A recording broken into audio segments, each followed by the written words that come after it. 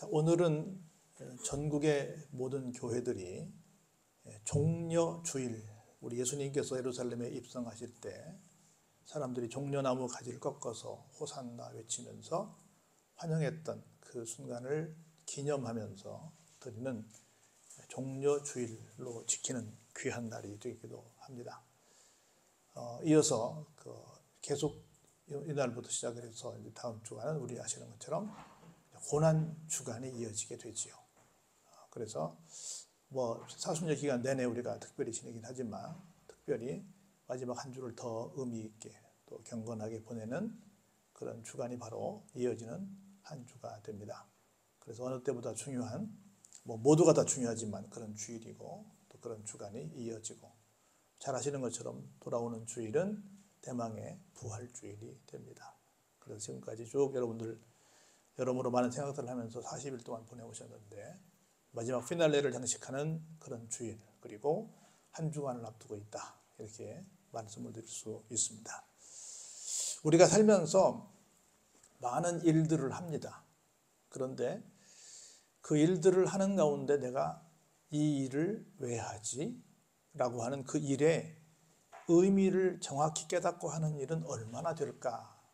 여러분들이 벌써 2024년이 시작된 지 3개월이 다 지나가고 있습니다. 이제 다음 주 마지막 주일이 됩니다. 마지막 주일이자 마지막 날이 돼서, 그러니까 한 주 남은 3월을 지금 우리가 보내고 있습니다. 3개월 동안 여러분들은 여러 가지 일들을 해오셨을 거예요.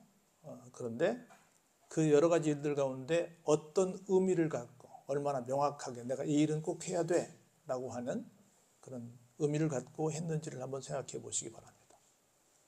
그런 거 있겠습니까? 작년에 똑같이 그냥 습관을 따라서 하고, 또 상황이 어쩔 수 없으니까 하고, 또 목구멍이 포도청이니까 벌어 먹어야 하니까 또 하고, 또 누가 시키니까 하고, 그냥 그렇게 해서 했지 특별한 뜻이 있을 수 있겠습니까? 사는 게 다 그런 거 아니겠어요? 또 이렇게 그냥 살아오면서 그냥 여러 가지 일은 하지만 의미 없이 하고 있지는 않는가 하는 생각을 또 해보기도 합니다. 그런데 하나님의 말씀대로 사는 것이 성도의 삶이라고 한다면 그것은 하나님의 뜻, 다시 말해서 하나님의 의중을 명확히 파악하는 것이라고 생각이 듭니다. 그것도 하나님께서 기뻐하시는 뜻이 뭘까? 하나님께서 기뻐하시는 의중이 뭘까? 그걸 깨닫는 것은 성도로서 정말 중요한 일이라고 생각이 듭니다. 그러면 여러분 생각할 때 하나님께서 기뻐하시는 것이 뭘까요? 하나님께서 우리를 향하시는 의중이 무엇일까요? 오늘 그 말씀을 성경 여러 군데서 많이 묘사하고 계시지만 특별히 이 말씀 속에서 우리에게 가장 중요하게 여기는 말씀을 들려주시지 않을까 하는 생각을 해봅니다. 오늘 이런 얘기를 하나 하면서 우리 함께 본문의 말씀을 이어갔으면 좋겠습니다. 성 마카리우스라고 하는 분이 있었는데 이분에게 어느 날 제자들이 찾아와서 이렇게 물었습니다. 선생님, 예수님을 믿는다는 것이 무엇이지요? 어떻게 해야 신앙생활을 잘한다고 말할 수 있을까요? 라고 질문을 했습니다. 그랬더니 이 마카리오스는 이렇게 말을 합니다. 세상에 대하여 완전히 죽어야 되는 것이다. 이렇게 대답을 했습니다. 죽어야 된다.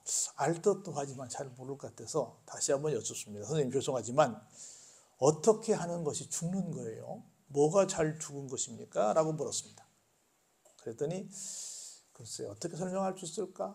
이렇게 한번 해보자 라고 말씀하시는데, 한번 공동묘지에 가가지고 그 누워있는 분들에게 이 나쁜 놈들아 하고 한번 실컷 욕을 해봐라. 그래서 제자들이 가서 공동묘지에 가서 막 실컷 욕을 했습니다. 그랬더니 와서 물었습니다. 어떻더냐? 아무 소리도 없던데요. 아무리 욕을 해도 아무 말도 없던데요. 그러더냐? 이번 다시 가서 훌륭한 분들이여 라고 또 외치고 와봐라. 가서 막 열심히 가서 훌륭한 분들이야 라고 외쳤더니 또 와서 묻습니다. 그래, 이번엔 뭐라고들 말씀하시더냐? 그랬더니 아무 말이 없던데요. 그래, 그게 바로 죽은 것이다. 칭찬을 들어도 크게 막 이렇게 날뛰지 않고, 또 누가 싫은 소리를 해도 크게 막 뭐라고 이렇게 화를 내지 않는 정말 그런 어떤 차분함이랄까, 어떤 무게가 있다고 할까, 이런 삶을 사는 것이 바로 죽은 삶이 아니겠니? 그렇게 말을 했다고 합니다. 그런데 우리는 모두 죄인이잖아요. 그런데 죄인에게 너 죄인이야 라고 말하면 어때요? 왜 내가 죄인이야? 나만 죄인이야? 너도 죄인이야? 저 사람도 죄인이야? 하고 죄인에게 죄인이라고 말을 하는데도 그걸 받아들이지 않고 막 화를 내고, 또 조금만 또 칭찬하면 자기가 또 세상에 제일 잘난 줄 알고 또 우쭐거리고, 아직도 뭐 하지 않았어요? 죽지 않았다는 거지요. 이런 삶을 우리가 살고 있지 않나. 예수님은 우리 잘 아시는, 우리 살펴보겠지만 정말 온전히 살아계셨지만 죽은 자의 모습으로 끝까지 순종하셔서 우리에게 구세주가 되셨잖아요. 오늘 적어도 날마다 우리가 묵상해야 될 말씀이지만 이 고난주간을 시작하는 이 종려주일에 우리가 다시 한번 예수님은 어떤 삶을 사시다 가셨나를 생각해 보는 것이 얼마나 중요할까를 생각해 봅니다. 여러분이 아시는 것처럼 소크라테스는 한 주전 500년 정도 되는 사람인데요. 굉장히 이 사람은 여러 가지 많은 철학자니까 많은 얘기를 할 수 있는데, 바르게 살아라. 철학은 바르게 살아라는 거네요. 굉장히 많이 외쳤는데 당시 아테네 시민들이 여러 가지 많이 타락해 있었거든요. 그래서 소크라테스가 하는 말이 너무 막 귀에 거슬렸어. 그래가지고 소크라테스를 고발합니다. 말도 안 되는 신을 믿으라고 합니다. 우리에게 이상한 행동을 하라고 합니다. 저 사람은 도대체 우리와 함께 이 공동체에서 살 수 없습니다. 저 사람을 처단해 주세요 가지고 막 사람들이 항의해가지고 예수님처럼 억울하게 끌려가서 법정에서 배심원들에 의해서 심판을 받게 되는데, 한 500명 정도 배심원들에 의해서 사형시키는 것이 마땅하다고 하는 그런 판결의 주문을 이제 판사에게 합니다. 그래서 죽임을 당하게 돼요. 그리고 나서 한 61년 정도 지난 후에 아테네에서 그렇게 했는데, 위에 있는 그 마케도니아에서 내려와가지고 그 아테네를 다 멸망시키고 맙니다. 바르게 살라라고 하는 그 그 말에 귀를 기울이지 않고 그냥 내버려둬, 이대로 살라 줄게 라고 했던 그 잘못된 철학이 없는 잘못된 생각이 결국 그 나라를 패망에 이르게 하는 끔찍한 결과를 가져온 걸 우리가 볼 수 있습니다. 후에 또 예수님께서도 그렇게 또 죽임을 당하셨죠. 그래서 이게 바른 거야 라고 하는 얘기를 들으려고 하지 않는, 아직도 계속 뭐가 살아있어요? 에고, 내 자아가 살아서 끝까지 난 내 마음대로 살 거야 라고 하는 삶을 사는 모습을 보면서 우리의 삶을 예수님과 얼마나 참 대조적으로 사는가를 한번 생각해보는 시간이 됐으면 좋겠다는 겁니다. 우리 잘 아는 말씀, 우리 한번 1절 한번 볼까요? 우리가 전한 것을 누가 믿었느냐. 누가 믿었느냐, 그 말은 믿었다 안 믿었다? 안 믿었다는 거지요. 분명하게 역사적 사실이고 분명하게 정말 온전히 죽은 모습으로 우리에게 본을 보이셔서 완벽한 구세주로서 이 땅에 주님께서 오셨는데 예수님을 안 믿었다는 거죠. 우리 여호와의 팔이 누구에게 나타나느냐. 여호와의 팔이라고 하는 건 하나님께서, 예수님께서 이 땅에 오셔서 하신 모든 일들을 가리키는 거죠. 수없이 예수님에 대해서 하나님께서 말씀도 해주셨고, 수없이 예수님께서 정말 본을 보이신 그런 기가 막힌 말씀들과 기가 막힌 행동들을 본을 보여주셨는데, 어떤 상황에서도 그 전한 내용도 그리고 또 예수님의 사역도 믿지 않고 있다는 거죠.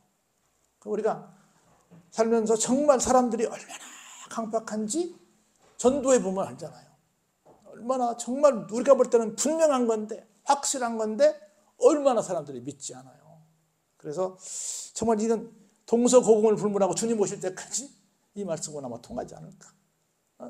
우리가 전한 것을 누가 믿었느냐. 우리 잘 아는 바대로 지금 우리나라 아마 많이 돼야 10% 좀 더 될까. 10명 중 9명은 아직까지도 안 믿고 있잖아요.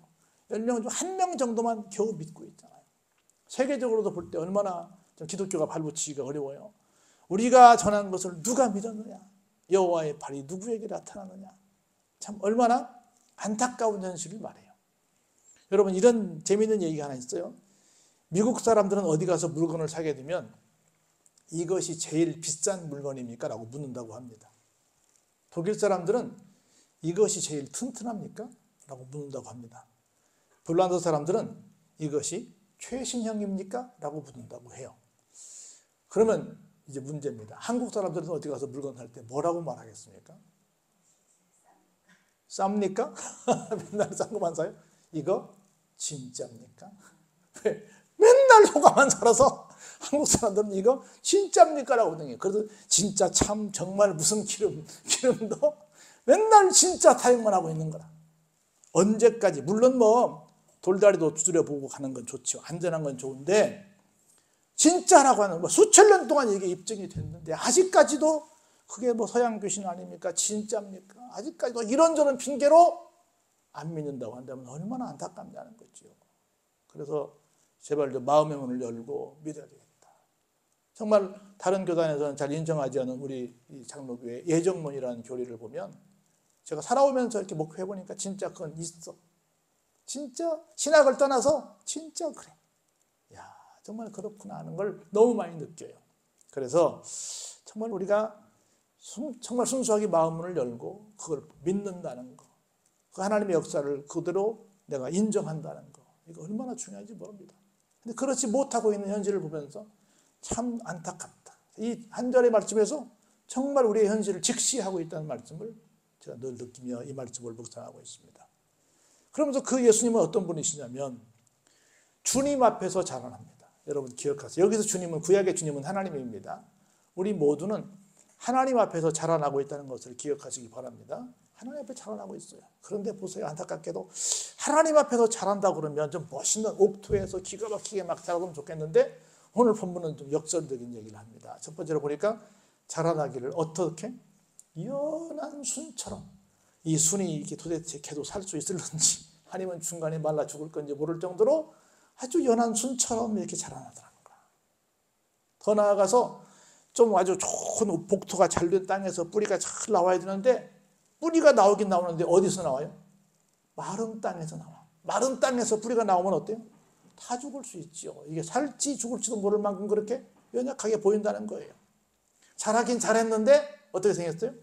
고운 모양도 없어요. 그리고 그러다 보니까 멋지게 좀 이렇게 쌀아이답게 풍채도 좀 좋아야 되는데 풍채도 없어요. 어디를 봐도 뭐 할 만한 구석이 없어요? 흠모할 만한 구석이 없어. 어디를 봐도 정말 근사하다 이런 작품이 없는 거라. 우리 잘 아는 것처럼 예수님 탄생은 어디서 하셨어요? 마구간에서 구유에 누이셨잖아요. 그럼 아버님 직업이 뭐였어요? 목수였잖아요. 또 태어나자마자 어떻게 했어요? 또 피난 갔잖아요. 또 가는 곳곳마다 또 별로 환대받지, 물론 환대받을 때도 있었지만 또 막 이렇게 억울하게 얼마나 큰 어려움을 많이 당하셨어요. 그리고 그 종래에 억울한 죽임까지 당하셨잖아요. 태어나는 과정이, 자라는 과정이 누가 봐도 쓸만하다 이런 모습이 없으신 분이셨잖아요. 심지어 다 자라서도 공생애를 시작하시면서도 그는 어떻게 됐어요? 멸시를 받았죠. 예수님이 누구한테 멸시받을 만한 나쁜 일을 하셨나요? 그러신 적이 없으시잖아요. 그런데 멸시를 받아서 어느 정도까지? 사람들에게 완전히 버림받는 자리. 아까 500명의 사람들에게 버림받은 소크라테스처럼 예수님께서도 버림받았잖아요. 그리고 간고를 많이 겪었어요. 고통을. 그리고 질고를 너무너무 잘하십니다. 마치 사람들이 그에게서 얼굴을 가리는 것 같이 멸시를 당하였고 우리도 그를 귀히 여기지 아니했다는 겁니다. 세상에 생각해 보세요. 우리가 살면서 참 슬픈 일이 뭐냐면 누군가가 나를 향해서 외면하는 거예요. 우리 투명인간이라는 말 하잖아요. 내가 갔는데 아는 척도 안 해. 인사도 안 해. 왔는지 갔는지도 몰라. 얼마나 기분 나빠요. 사람들이 예수님에게서 얼굴을 가렸다는 거라. 이 한 말씀 한 말씀이 얼마나 가슴을 찔러요. 멸시를 받아 사람들에게 버림받고 간고를 많이 겪고 질고를 알고 사람들에게 얼굴을 가리는 것 같이 멸시를 당해서 누구도 예수님을 뭐하게 여기잖아요? 귀하게 여기지 않아요. 우리는 참 귀하게 여김 받기 위해서 얼마나 했겠어요? 얼마나 귀하게 여김을 받고 싶으면 구두도 에스콰이어가 있겠어요. 에스콰이어가 뭔 줄 알아요? 귀하야, 귀하. 얼마나 귀하. VIP 갖고도 안 돼. VVIP야 돼. VVVIP야 돼. Very important person. 매우 중요한 사람. 우리는 얼마나 그것에 목숨 걸고 있어요. 그런데 우리는 그러지 않다는 거라. 여러 가지 얘기 가운데 하나만 짚고 넘어가면 예수님은 질병의 고통을 아시는 분이에요. 여러분 자동차의 왕 포드가 있잖아요. 이 사람이 포드, F-O-R-D, 포드가 어떻게 해서 자동차의 왕이 된 줄 아세요? 한 번은 어머님이 자기가 어렸을 때 병에 걸리셨어요. 너무 위독한데 빨리 가야 되는데 그때는 말로, 쉽게 말해 마차로 이동을 했어요. 근데 막 평상시보다 더 빨리 달렸어, 열심히. 근데 급할 때는 아무리 빨리 달려도 어때요? 더 늦게 가는 것 같아. 그래가지고 열심히 갔는데 그만 어머님이 이미 늦었습니다. 어머님은 운명하셨습니다 하는 통보를 하게 됩니다. 그리고 나서 이 어린 소년의 마음에 더 빨리 갈 수 있는 게 뭐가 없을까라고 생각을 한 거야. 그래서 위독할 때 살릴 수 있는 길이 뭐가 있을까라고 생각을 하다가 그 어머니 때문에 발명한 게 뭐예요? 자동차야. 그게 포드야. 이것처럼 예수님께서도 우리의 모든 질문을 다 아세요. 그래서 우리에게 어떤 것이 더 도움이 될까? 이 포드처럼 우리를 향해서 우리에게 도움이 되는 그런 것들을 생각하시는 분이 그 주님이시라는 거죠. 그래서 볼까요? 그는 실로 우리의 뭘 지고? 질고를 지고 우리의 슬픔을 당하였거늘 우리는 생각하기를 그는 징벌을 받아 하나님께 맞으며 고난을 당한다 하였노라. 사실은 누구 때문에 맞는데? 나 때문에 맞는데 아니야 마땅히 맞을 만한 일을 했나 봐. 오해도 그런 오해가 어디 있어요? 누구 때문에 그런 일을 당하시는데? 바로 나 때문에 그런 일을 당하시는데 그걸 모르고 예수님을 곡해하고 오해하고 그런 예수님을 죽음의 자리에까지 내몰았는데 지금 우리도 똑같은 모습을 하고 있지는 않는가? 저분의 죽음은 그냥 그날 그럴 만한 이유가 있었겠지 이렇게 생각하고 있지는 않는지, 아니면 오늘 바로 누구를 위해서?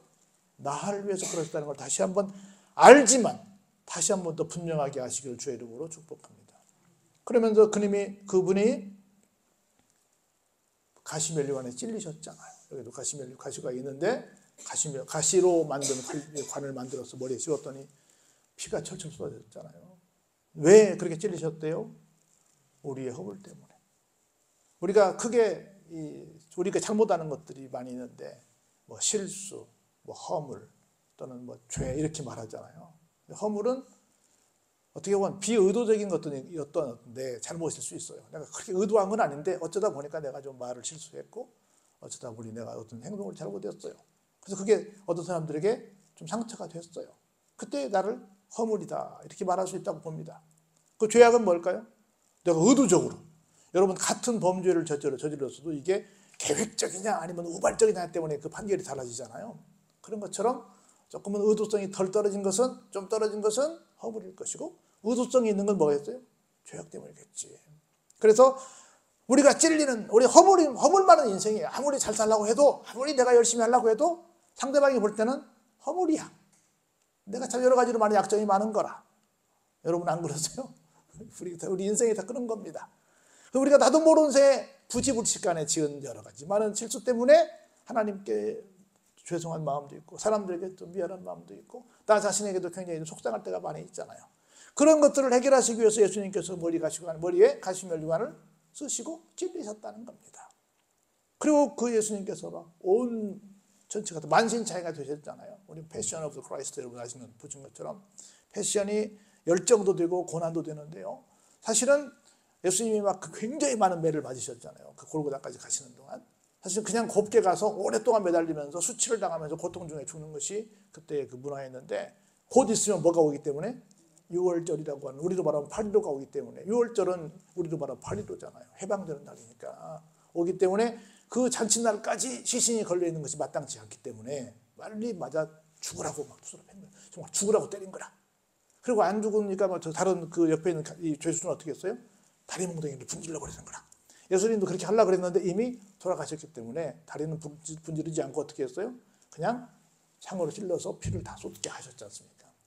그것처럼 오래 매달려 둘 수 없으니까 딴 때는 오래 매달려 두는데 오래 매달려 둘 수 없으니까 아주 크게 상하게 했다는 거죠. 왜 그렇게 상하게 했어요? 우리의 죄악 때문에. 그래서 그가 징계를 받음으로 우리는 뭘 누려요? 하나님과 평화를 누리고 그가 채찍에 맞음으로 우리는 나음을 얻게 됐지요. 다 결국은 누구를 위해서? 우리를 위해서, 나를 위해서 그렇게 하셨는데 우리는 뭐예요? 아니야, 그럴 만한 일이 있었겠지 이렇게 생각한다는 거죠. 여러분, 우리는 정말 예수님께서 우리를 얼마나 이렇게 씻기시고 새롭게 살 수 있도록 이렇게 잘 기회를 주셨는지 몰라요. 이런 말이 있어요. 여러분들 혹시 정말 우리는 옛날에 어른들 특별히 저는 제가 살던 고향은 막 욕이 얼마나 많은지 몰라. 욕 속에 살았는데 우리도 막 어린 시절에 동네에서 그렇게 욕을 많이 들었고 또 군에 가서도 욕을 많이 들었고 오랫동안 정말 욕을 많이 듣고 살아서 일상의 대화가 욕이었어요. 저는 지금 감사한 게 뭐냐면 제가 목사가 돼서 감사한 게 욕을 거의 안 하고 산다는 거예요. 욕을 안 하는 건 아닌데 옛날에 내가 욕 속에 욕 문화 속에 살던 상황을 생각해 보면 정말 조금하고 있다라는 생각을 해요. 그래서 뭔지도 모르고 그때 욕을 많이 했어요. 뜻도 뭐 나중에 그 뜻을 알고 보니까 너무 무서운 말들이 너무 많은 거야.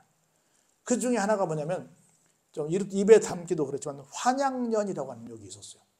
환양년. 근데 우리는 화냥년인 줄 알았어. 근데 그게 환향녀야. 환향년대 이름을 이제 여기를 붙이니까 녀자가 니은자를 붙인 거야. 환은 돌아온다는 거죠. 향은 고향이야. 고향으로 돌아온다는 거야. 고향으로 돌아온 여자란 뜻이야. 여러분이 아시는 것처럼 청나라 때 미안하지만 우리가 계속해서 막 조공을 많이 바치는데 여자들을 바쳤잖아요. 그 여자들이 끌려가서 뭐 어떤 짓을 당하고 돌아왔어. 돌아온 사람들을 가리켜서 환향 돌아온 여자들이잖아요. 근데 가서 몸을 베렸다고 사람들이 막 너무너무 싫어했어요. 그래서 막 다들 정말 저 사람들 나라가 힘이 없어가지고 억울하게 일을 당하고 왔는데 그들을 품어야 되는데 저 사람들은 오히려 막 죄인 취급을 했단 말이죠. 근데 다른 사람들은 그렇게 하더라도 가족은 또 그럴 수 없잖아요. 그래서 받아주는데 어떻게 받을까 하다 나라에서 하나 생각을 했어요. 야, 저쪽 서울에 올라가면 저쪽 청와대 저쪽에 세검정이 있잖아요. 원래 세검정은 세는 세례할 때 씻는다는 뜻이에요. 검은 칼검자야. 그 정은 정자야. 칼을 씻는 정자야. 여러분 광해란 영화를 보셨을 텐데 그 인조반정 때 광해를 없애기 위해서 사람들이 모여가지고 결의를 하면서 칼을 씻던 곳이야. 뭔가 이렇게 씻고 새롭게 뭔가를 새로운 세상을 한번 만들어보자라는 맥락에서 사람들이 모여서 칼을 씻던 정자가 세검정인데 뭔가 깨끗하게 하는 곳이 그거라고 사람 생각을 해서 야 세검정에 가서 목욕을 다 하고 싹 씻고 새롭게 출발해라. 그렇게 해서 세검정에서 이렇게 하는 그런 쉽게 말하면 세례의식을 가진 거라. 그리고는 너희들 딴 데 가 살지 말고 한 군데 모여 살아라. 그래서 넓은 홍 그리고 뭐 사람들이 건너와 산다는 백제가 그러거든요. 100가지 성을 가진 사람들이 건너와서 사는 동네가 백제거든요. 그래서 넓게 용인해서 사람들이 사는 동네 그래서 홍제동 그래. 서울에 가면 홍제동, 홍은동, 구파발라고 하는 길에 있잖아요. 홍제동에 살아라 해서 홍제동에 거기서 나온 거야. 그래서 그렇게 해서 그냥 우리 민족인데 어떻게 버릴 수는 없으니까 그곳에 가서 살아라고 해서 살 수 있는 길을 열어준 곳이 바로 홍제동이고 그때 몸을 씻었던 곳이 세검정이야. 그것처럼 우리 주님께서도 우리를 어떻게든 살려주시려고 다른 방법이 없으니까 본인이 그렇게 가시면만을 쓰시고 상하시기도 하시고 죽임당하시고 하여튼 나라에서도 나름대로 뭔가 이렇게 한 것처럼 우리 주님께서도 우리를 위해서 그렇게 하셨다는 거라. 이런 걸 생각하면서 우리는 참 어떡할까? 우리를 위해서 주님이 어떻게 하시나 볼까요? 우리는 다 양처럼 생겨서 어떻게 해요? 그릇 행하여 각기 제 길로 갔거늘 여호와께서는 우리의 모든 죄악을 그에게 담당시키셨도다. 양의 특징이 많이 있는데 양은 절대적으로 지도자가 필요합니다. 우리로 말하면 목자, 목동이 필요해요. 목자, 목동이 없으면 절대로 자기가 온전하게 길을 갈 수 없는 정말 무지몽매한 존재가 양이야. 양에다가 우리를 비유한 거예요. 그래서 우리가 다 각자 어디로 갔어요? 각자 갈 길로 갔는데 그 말은 뭐예요? 다 잘못했는데 그 모든 잘못을 누구에게? 예수님께 다 뒤집어 씌웠다는 거예요. 그 볼까요? 그래서 다 우리 때문에 당하신 고통인데 예수님은 그가 곤욕을 당하여 괴로울 때에도 어때요? 아무 말씀 안 하셨어요. 내가 대신 맞으니까 기꺼이 맞아주고 말지 뭐. 마치 도수장으로 끌려가는 어린 양과 털 깎는 자 앞에서 잠잠한 양처럼 뭘 열지 않았어요? 그의 입을 열지 아니했어요. 우리 때는 그런 일이 많았었거든요.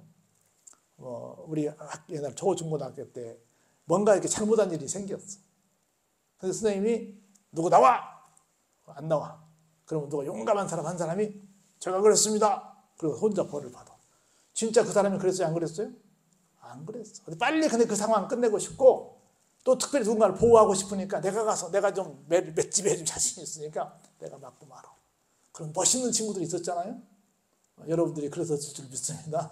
그것처럼 다 저건 누구 때문에 그래요, 누구 때문에 그래요 다 말씀하실 수 있지만 아무 말씀 안 하시고 본인이 다 한 것처럼 그걸 다 당하셨다는 겁니다. 그는 곤욕과 신문을 당하고 끌려갔으나 그 세대 중에 누가 생각하기를 그가 살아있는 자들의 땅에서 끊어지면 마땅히 형벌받을 내 백성의 허물 때문이라 하였으리요. 하였으리요라는 그랬다는 거야, 안 그랬다는 거야? 안 그랬다는 거야. 안 그랬. 사실은 다 우리 모두 때문에 그랬는데 안 그렇다는 거야. 안 그렇다고 생각하니까 뭐예요? 다 모두가 지금도 사람들 중에 우리 처음에 옛날에 그렇게 얘기 많이 들었잖아요. 왜 우리나라도 많은 신들이 있는데 해피를 위해 서양 귀신을 내믿어 이렇게 말했잖아요. 똑같은 얘기하는 거예요. 근데 볼까요?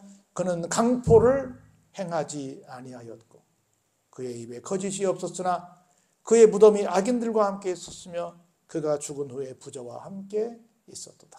어느 집에 무덤에 갇혔으니까요. 한 번도 써보지 못한 아리마대 요셉이라고 하는 굉장히 부잣집 무덤에 갇잖아요. 비록 부잣집에 가긴 갔지만 그래도 어때요? 악인들과 함께 묻히는 상황이 되셨잖아요. 똑같이 마지막 돌아가셔서 묻히는 순간까지 똑같이 사람들이 가는 길을 가셨다는 얘기를 하는 겁니다. 여호와께서 그에게 상함을 받게 하시기를 원하사 질고를 당하게 하셨은즉 그의 영혼을 뭘로? 속건 제물로 드리기에 이르면 그가 씨를 보게 되며 그의 날은 길 것이요 또 그의 손으로 여호와께서 뭐 하시는 뜻은? 기뻐하시는 뜻을 성취하리로다. 아멘. 하나님께서 이 일을 통해서 뭐 하시기 위해서? 우리를 정말 천하보다 더 사랑하시는 우리를 살리시기 위해서. 하나님께서 예수님을 그렇게 희생시킴으로 말미암아 우리를 살리시는 것이 하나님의 무슨 뜻이다? 기쁘신 뜻이다라는 거예요. 기쁘신 뜻이라는 겁니다. 근데 우리는 그 기쁘신 뜻을 이루기 위해서 두 가지를 해야 되겠죠. 하나는 내가 예수님 나 때문에 돌아가셨군요. 이걸 인정해드리고 감사하고 예수님을 영접하는 것이고 이 사실을 모르는 사람들에게 이 사실을 전달하는 것이 하나님이 기뻐하시는 뜻이라는 거죠. 그래서 그가 자기 영혼에 수고한 것을 보고 만족하게 여길 것이라. 나의 의로운 종이 자기 지식으로 많은 사람을 의롭게 하며 또 그들의 죄악을 친히 담당하리로다. 그러면서 결론적으로 이렇게 말씀을 하세요. 그러므로 내가 그에게 존귀한 자와 함께 몫을 받게 하며 강한 자와 함께 탈취한 것을 나누게 하리니 이는 그가 자기 영혼을 버려 어디에 이르게 했어요? 사망에 이르게 했고 범죄자 중 하나로 헤아림을 받게 했고 그러나 많은 사람의 죄를 담당하며 범죄자를 위해서 마지막까지 주여 저들은 지금 자기들이 하는 일이 뭔지를 모르고 있습니다라고 자기를 죽이는 사람들을 향해서 기도하시면서 돌아가셨잖아요. 그런 거로 이 놀라운 일을 통해서 어떻게 했어요? 세상 모든 사람들이 부러워하는 또 존경하는 따르는 신중의 신이 되었고 구세주가 되셨다는 거지요. 그래서 우리 모두가 살면서 어떻게 살까? 하나님이 기뻐하시는 게 뭘까? 하나님이 기뻐하시는 뜻이라고 한다면 예수님처럼 우리도 좀 뭐 하자? 모두에 말씀드렸던 것처럼 죽자. 그리고 정말 우리가 받은 이 사랑은 그 무엇으로도 갚을 수 없는 큰 빚 중에 빚을 진 것이다 라고 하는 것을 좀 알았으면 좋겠다 하는 생각이 듭니다. 한 가지만 제가 얘기하고 마치는데요. 미국의 보스턴시에서 스토로사라고 하는 청년이 오래전에 있었는데 그는 큰 꿈을 가지고 당시의 거부인 바턴시를 찾아가서 2,000불만 구워주시면 제가 사업을 해서 꼭 성공해서 갚기도 하고 평생 동안 감사의 마음을 잊지 않고 살겠습니다 라고 했더니 그러면 자네가 나한테 담보를 할 만한 게 뭐 있나? 당연히 없지요. 다만 저 열심을 다해 살겠다고 하는 이 투지밖에 없습니다. 그랬더니 주변 많은 사람들이 아이고 뭐 젊은 사람이 투지는 좋지만 뭐 그 뜻대로 돈 벌기가 쉽습니까? 주면 안 됩니다. 주지 마십시오. 이렇게 말을 했습니다. 그런데 이 바튼 씨는 그의 진실한 모습을 봤어요. 알겠네 하고는 그냥 그의 어떤 말만 믿고 주었습니다. 10년이 지났습니다. 갑자기 미국의 대경제 공황이 닥쳤습니다. 이 바튼 씨는 파산해야 될 지경에 이르게 됐습니다. 그래가지고 당시에 이 사람이 진 빚이 한 7만 5천 불 정도 됐는데 갑자기 어느 날 누가 와서 7만 5천 불을 갚아줬습니다. 그러다 보니까 옛날에 내가 돈을 빌려줬던 그 젊은 친구였어요. 근데 가만히 보니까 벌써 2천 불을 갚았어요. 근데 갚았는데 또 줘. 그래서 무슨 얘기야? 왜 불러서 자초지종을 물었습니다. 예, 제가 당신에게 진 빚은 갚았지만 마음의 빚은 이 7만 5천 불보다 작습니다. 나는 늘 당신에게 진짜 고마움을 가지고 있었습니다. 내가 늘 당신에게 빚을 갚고자 했는데 이번 기회에 빚을 갚게 돼서 너무나 다행입니다. 라고 해서 줬다고 합니다. 그래서 서로 살게 되는 기가 막힌 미담이 전해지고 있는데 우리가 늘 살면서 무엇은 잊지 말자? 고마운 마음은 잊지 말자. 근데 우리가 처음에 첫사랑 얘기를 많이 하는데 신앙에 대한 첫사랑을 가질 때는 굉장히 고마운 마음 갖고 뭐 울면서 회개 기도도 하고 뭐 늘 감사하다고 아까 우리 뭐 늘 울어도 몸 밖에서 잃을 것 없어 찬송합니다 하고 하는데 어느 순간 신앙생활을 오래 하다 보면 이 고마운 마음이 좀 사라지지는 않고 있을까? 그래서 뭐 초신자나 그렇게 하지 뭐 나처럼 뭐 똥 익은 사람은 좀 덜하지 않을까? 이렇게 그냥 습관에 따라서 신앙생활을 하고 있지 않는가 생각을 해봅니다. 우리가 정말 평생 동안 이 고마운 마음을 잊지 않고 살아가는 것이 얼마나 필요한지. 모두가 다 누구 때문에? 우리 때문에 그러셨다고 그러니. 나 때문에 그러셨다고 그러니. 그래서 그걸 알고 내가 믿고 그걸 알고 내가 다른 사람들에게 이 사실을 전달하는 것이 하나님께서 기뻐하시는 뜻이라고 하니 이것을 우리가 실천하며 살아가는 삶을 살 때 성도다운 삶을 사는 성도가 아닐까 하는 생각을 해봅니다. 이런 믿음의 삶을 사시기를 주의 이름으로 축원합니다.